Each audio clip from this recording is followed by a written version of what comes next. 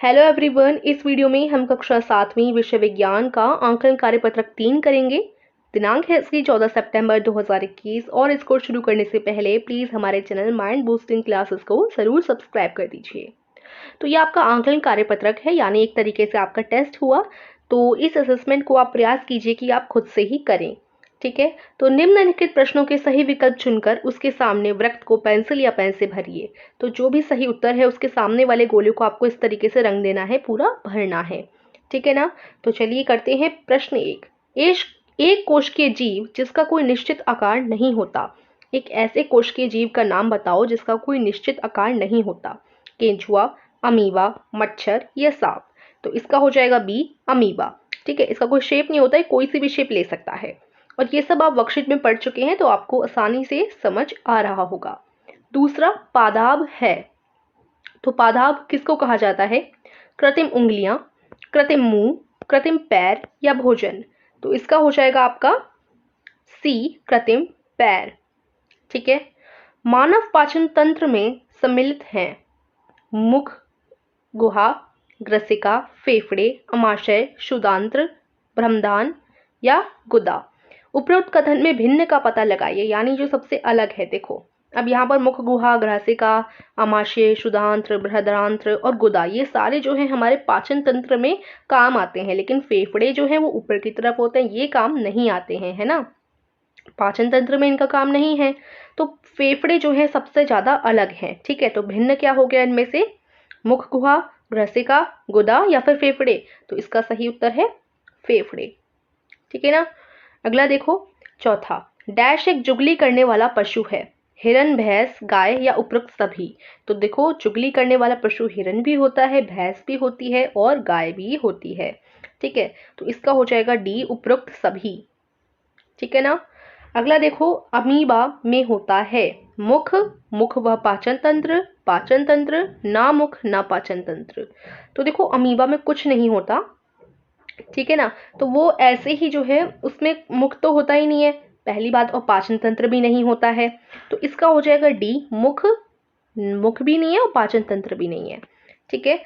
छठवां है, जुगली करने वाले पशुओं में पाचन प्रक्रिया के चरण इस प्रकार हैं। तो जो जुगाली करने वाले पशु होते हैं वो क्या करते हैं? पत्तेदार भोजन को निगलना, भोजन को मुंह में चबाना, जल्दी निगलना, भोजन को रूमेन में संग्रहित करना। तो ये सारे उनके चरण हैं, ये वो करते हैं। लेकिन इनको आपको बारी बारी से लगाना है कि पहले वो क्या काम करते हैं, फिर दूसरे वो क्या काम करते हैं, फिर तीसरे वो क्या काम करते हैं, ठीक है। इन्हें अलग अलग दे रखा है, ये सारे वो चरण करते हैं लेकिन पहले कौन सा करते हैं, तो सही क्रम में लगाना है। इनका सही क्रम है, कौन सा सही क्रम होगा? तो देखो सबसे पहले वो क्या करते हैं, जल्दी निगलते हैं, ठीक है। तो ये पहला हो जाएगा, ये जो तीसरा है वो सबसे पहले हो जाएगा, ठीक है। ये वाला सबसे फर्स्ट हो जाएगा, थर्ड, ठीक है। उसके बाद वो क्या करते हैं, जो फर्स्ट है, उसके बाद वो पत्तेदार भोजन को निगलते हैं, है ना।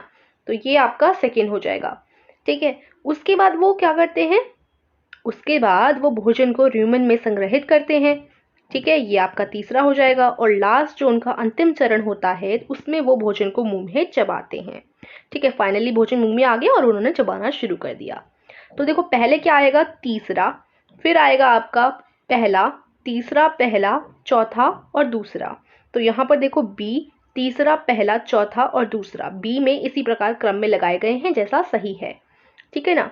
तो ये जो बी वाला है वो आपका सही उत्तर रहेगा। अगले प्रश्न को देखते हैं, सातवां, किसी कोशिका के केंद्र में स्थित गोलाकार संरचना है। कोशिका झिल्ली, कोशिका द्रव्य, केंद्रक या कोशिका भित्ति। तो इसका उत्तर हो जाएगा ये सी वाला, केंद्रक, ठीक है। जो कोशिका होती है उसके केंद्र में केंद्रक होता है। आठवां है, एक मानव कोशिका को देखा जा सकता है नग्न आंखों से, दूरबीन से, सूक्ष्मदर्शी से या फिर यह अदृश्य है। तो देखिए मानव की जो कोशिका होती है उसको हम कैसे देख सकते हैं, बहुत छोटी होती है, तो इसको हम नंगी आंखों से तो देख नहीं सकते हैं, दूरबीन से भी नहीं देख सकते, इसको हम सूक्ष्मदर्शी से आराम से देख पाएंगे, यानी माइक्रोस्कोप से, ठीक है। बी इसका सही उत्तर है, ये वाला सूक्ष्मदर्शी।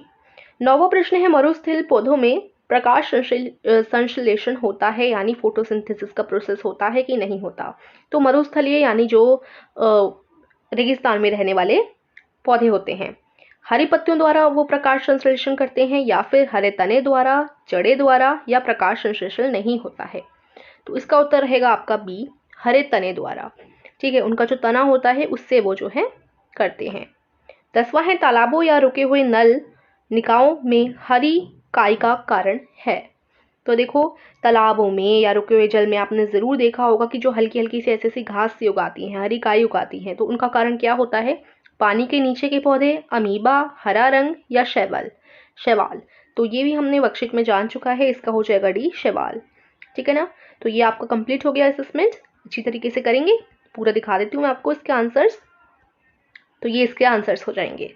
ठीक है, तो आशा करती हूँ आज का असेसमेंट आपको अच्छे से समझ आया होगा। तो वीडियो को लाइक कीजिए, चैनल को सब्सक्राइब कीजिए। Thank you for watching.